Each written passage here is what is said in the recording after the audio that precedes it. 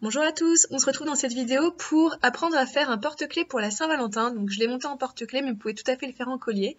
Donc ça représente l'amour gravé sur du bois comme on peut le voir sur des arbres parfois, sauf que là on détruit pas la nature et c'est vachement mieux.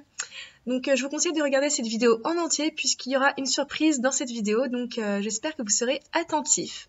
Donc pour faire ce bijou, il va vous falloir de la pâte Fimo. Donc moi j'ai pris un mélange de couleurs brunes, donc du marron, du caramel, etc.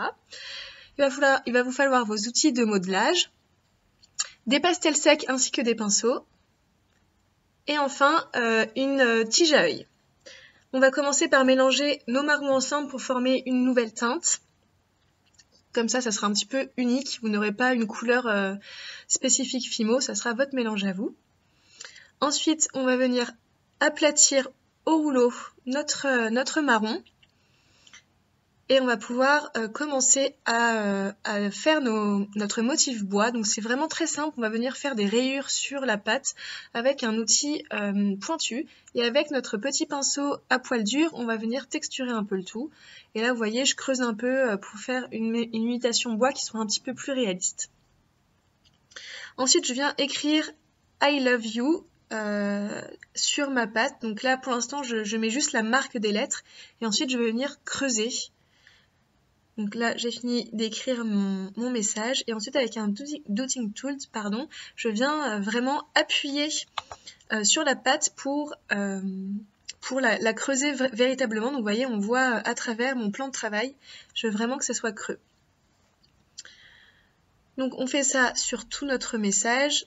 On fait attention parce que par exemple pour le cœur ou pour le haut du you, si on creuse tout autour, et bien quand on va vouloir retirer notre pendentif, le cœur et le haut vont rester sur le plan de travail. Donc soyez assez vigilants là-dessus, soyez vraiment délicats. Il ne faut pas que vous ayez un gros trou à la place de votre cœur ou de votre haut. Voilà, là je finis d'écrire mon message.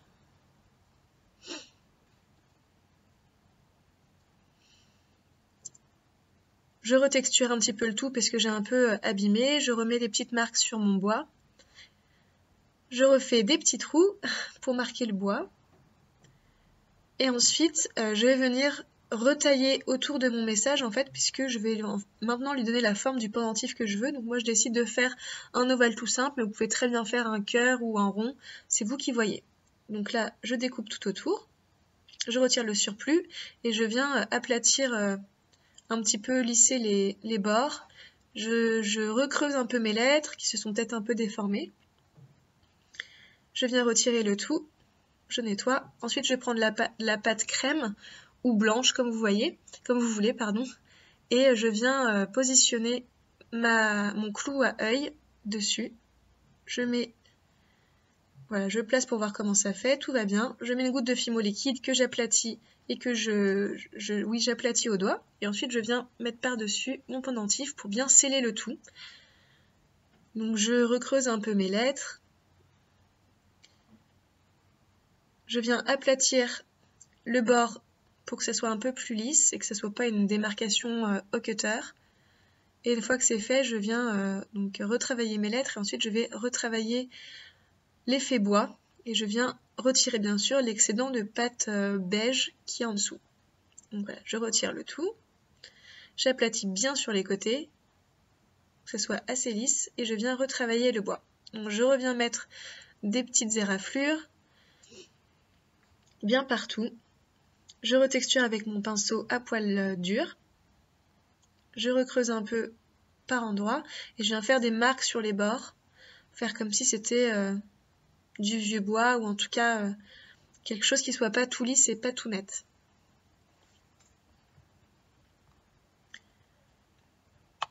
Je redéfinis comme il faut les lettres qui auraient pu se déformer pendant l'étape. Je viens ensuite appliquer mes pastels secs, donc ça va permettre de donner un peu de nuance. Donc là vous voyez j'utilise un marron un petit peu ocre. Ensuite vraiment là pour le coup c'est de l'ocre, un petit peu jaunâtre pour donner des touches un peu plus claires. Et ensuite du noir mais vraiment avec parcimonie parce que ça marque beaucoup et ça serait bête de gâcher votre création avec tout ce noir. Voilà, donc là je viens je viens teindre les côtés qui pourraient être beige à cause de la pâte qui est en dessous. Je finalise ma couleur. Voilà, je remets un petit peu de marron.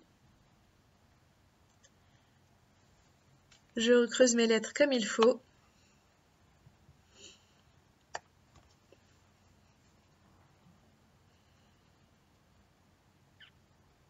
Je remets quelques marques sur le bois. Et une fois que vous avez fini, ça va pouvoir passer au four. Donc vous suivez bien évidemment les indications qu'il y a sur vos paquets, que ce soit Fimo ou Sculpey, etc. Donc là, juste avant de passer au four, je nettoie l'arrière de ma création à la lingette bébé. Et ça passe au four.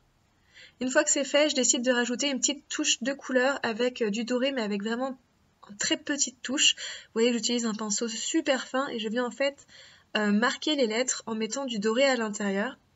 Et je décide ensuite de mettre du doré un peu dans les rainures du bois pour faire ressortir les rainures. Donc j'applique et ensuite au doigt je viens effacer le surplus, comme vous pouvez le voir ici. Donc voilà ce que ça donne, j'espère que le tuto vous aura plu. Et pour la surprise, eh bien, je vous propose de gagner cette création. Pour cela, rien de plus simple, il y a un formulaire qui est dans la barre d'informations. Donc vous avez juste à cliquer sur le lien, à remplir le formulaire et un tirage au sort sera fait. Je crois que c'est le 7 ou le 9, je crois que c'est jusqu'au 7 février, donc je vous mettrai tout ça en barre d'infos. Voilà, donc j'espère que ce tuto vous aura plu et je vous dis à la prochaine dans une nouvelle vidéo. Salut tout le monde!